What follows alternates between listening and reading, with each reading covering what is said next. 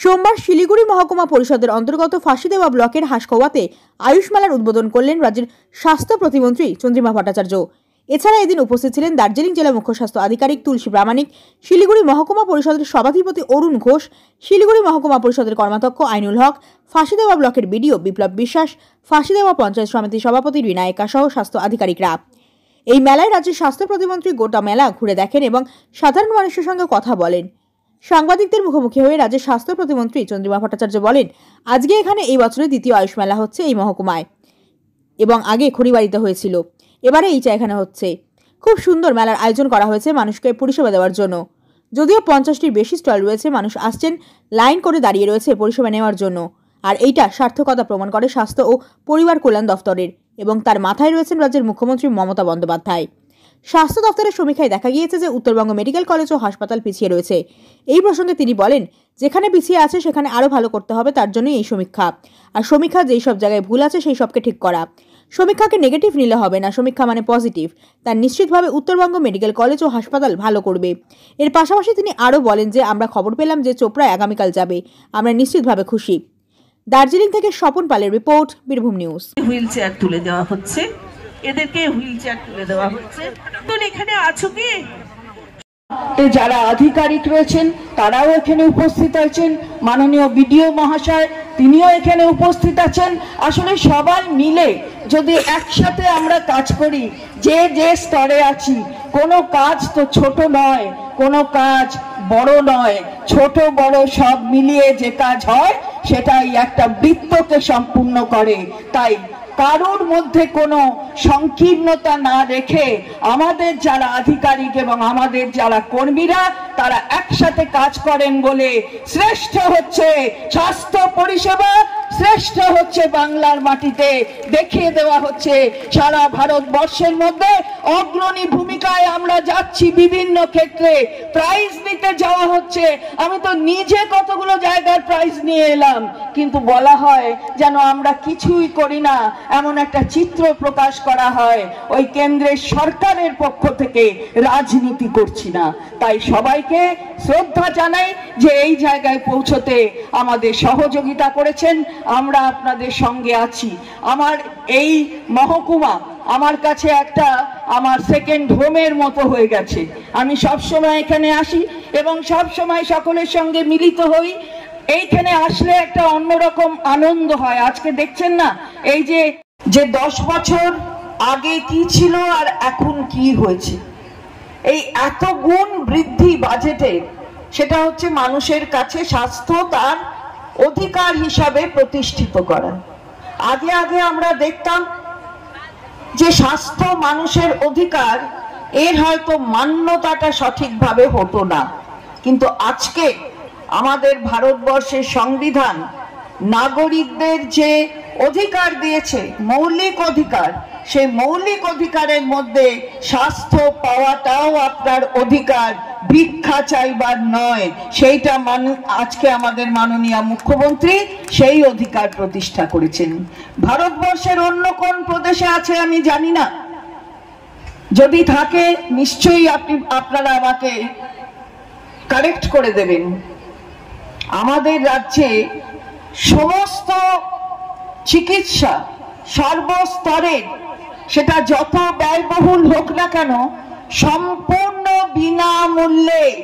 এটা কোন রাজ্যে আছে কিনা আমার জানা নেই, কিন্তু বাংলায় আছে। এই প্রদেশের নাম বাংলা, মুখ্যমন্ত্রীর নাম মমতা বন্দ্যোপাধ্যায়। তাই পরিষেবা বিনামূল্যে পৌঁছে দেওয়ার এই দায়িত্ব তিনি নিজের কাঁধে নিয়েছেন।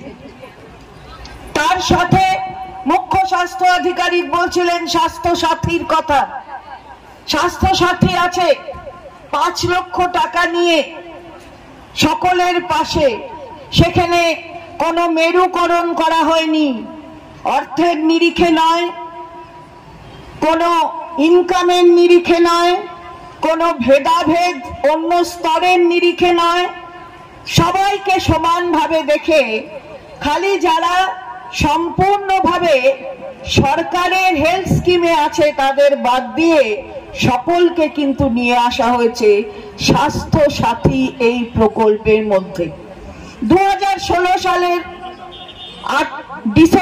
মাসে এই স্বাস্থ্য সাথী প্রকল্পের সূচনা হয় এবং আজকে আমরা গর্বের সঙ্গে বলতে পারি যে এই স্বাস্থ্য সাথী প্রকল্প মানুষের কাছে কতটা গ্রহণযোগ্য হয়েছে এবং মুখ্য স্বাস্থ্য আধিকারিক বলেছেন যে এইখানে 80 কোটি টাকার উপরে খরচা হয়েছে এই স্বাস্থ্য সাথী প্রকল্পে মানুষের সুস্থতার পাশে দাঁড়াতে।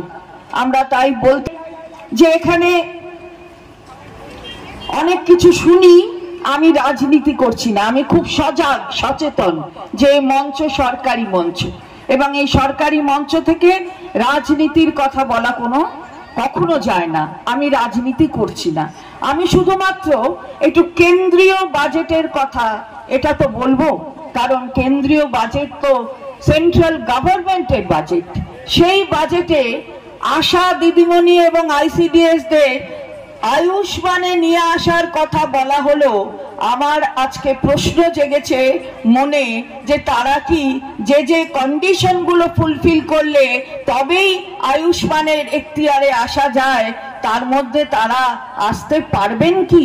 তাহলে এই যে বিভ্রান্তি তৈরি করা, আমাদের নেত্রী এই বিভ্রান্তি, আমাদের মাননীয় মুখ্যমন্ত্রী হিসাবে রাজ্যের নেত্রী, তিনি কিন্তু প্রশাসনের নেতৃত্বে থেকে এই ভেদাভেদ কখনো করেননি, তাই সবাই মিলে কিন্তু এর মধ্যে এসেছেন। আর সবচেয়ে বড় কথা হচ্ছে মেয়েরা স্বাস্থ্য পরিবারের প্রধান স্বাস্থ্য সাথী প্রকল্পে এই বিষয়ে তো সন্দেহ নেই যে মেয়েদের বাবা মাকে সংযুক্ত করার আয়ুষ্মানের উদ্বোধন করলেন, কি বলবেন সেখানে? আজকে এখানে এটা এবছরের দ্বিতীয় আয়ুষ মেলা হচ্ছে এই মহকুমায়, এবং আগে খড়িবাড়িতে হয়েছিল, এবারে এটা এখানে হচ্ছে ফাঁসি দেওয়াতে। তো খুব সুন্দর মেলার আয়োজন হয়েছে, বিভিন্ন পরিষেবা মানুষের কাছে পৌঁছে দেওয়ার জন্য 50টিরও উপরে স্টল রয়েছে এখানে। মানুষ আসছেন, আপনারা দেখছেন যে ভিড় করে দাঁড়িয়ে আছেন মানুষ পরিষেবা নেবার জন্য। এটা সার্থকতা প্রমাণ করে স্বাস্থ্য ও পরিবার কল্যাণ দপ্তরের এই রাজ্যের, এবং তার মাথায় রয়েছেন মাননীয় মুখ্যমন্ত্রী মমতা বন্দ্যোপাধ্যায়। আচ্ছা, স্বাস্থ্য দপ্তরের যে সমীক্ষা প্রকাশ করা হয়েছে তাতে উত্তরবঙ্গ মেডিকেল কলেজ পিছিয়ে আছে এবং নতুন একটা মেডিকেল কলেজ সেটা এগিয়ে আছে, কি বলবেন বিষয়টা? না, যেখানে পিছিয়ে আছে সেগুলো আরো ভালো করে করতে হবে, তার জন্যই তো সমীক্ষা তো যেখানে যা ভুল আছে সেগুলোকে ঠিক করার জন্য। সবকিছুকে নেগেটিভ নিলে হবে না, সমীক্ষা মানে পজিটিভ, এবং সেই পজিটিভটা ইতিবাচক দিকটা হলো যেখানে নিজের সমালোচনা তো করতে হয়, আত্মসমালোচনা করা অন্যের সমালোচনার আগে, সেটা রাজ্য সরকার করে, কোথায় কি আছে দেখে সেটা করছে। সেখানে উত্তরবঙ্গ নিশ্চিতভাবে আরো ভালো করবে। বিভিন্ন হাসপাতালে পর্যাপ্ত চিকিৎসক নেই, চিকিৎসক কম আছে, বেশ ঠিকই বলেছেন। তার কারণ হচ্ছে আমরা আসার আগে, মামাটি মানুষের সরকার আসার আগে 1 বছরে 1355টা করে সিট ছিল, সেটা বেড়ে গিয়ে এখন 5225টা সিট হয়েছে। তো তাদের তো বেরোতে হবে ডাক্তার হয়ে, আর একটা সম্পূর্ণভাবে তাদের সব রকমের মানে চিকিৎসা করবার যে স্পেশালাইজেশন, সেগুলোকে করবার জন্য একটা ডাক্তারের 14 বছর লাগে। তো এখন সেটা সবার সময় হয়নি, নিশ্চিতভাবে অনেক ডাক্তারের প্রয়োজন। তার জন্য দেখলেন যে গতকাল মুখ্যমন্ত্রী আরো 3টে মেডিকেল কলেজ ওপেন করেছে। এটাই হচ্ছে তফাৎ আগের সরকারের সাথে এই সরকারের। দিদি, আরেকটা বিষয়, আপনারা অভিযোগ করার পর রাজ্যপাল আগামীকাল যাবেন না? আমরা অভিযোগ জানিয়ে এসেছিলাম যে মাননীয় রাজ্যপালের কাছে, এবং তাকে অনুরোধ করা হয়েছিল তিনি যেন যান। তো আমরা খবর পেলাম যে তিনি আগামীকাল চোপড়ায় যাবেন, সেটা আমরা নিশ্চিতভাবে খুশি। তিনি বলেছিলেন তিনি যাচ্ছেন।